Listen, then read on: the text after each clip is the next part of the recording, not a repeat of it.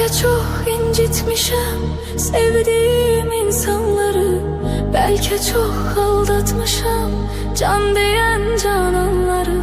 Sonda görmezden gelip ettiğim noksanları, var ümidim affedersen sen beni.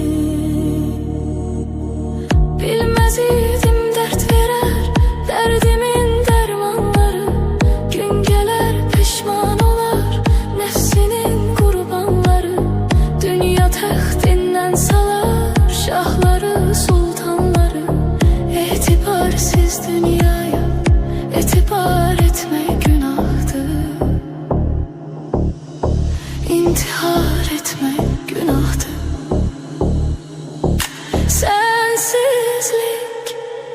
Sensizlik çok çetin dünyada, gəm yazılmış qismətim, qalmayıbdı taqətim.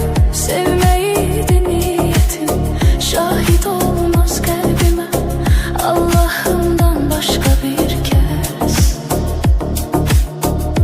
Səs salar səssizcə bir səs.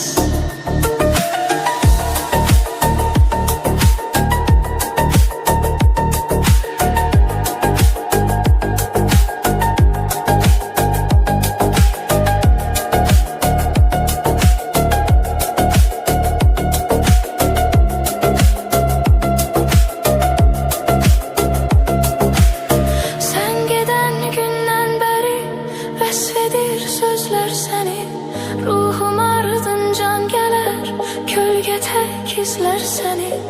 Aşıqın tənha qalar, hər gecə gözlər səni.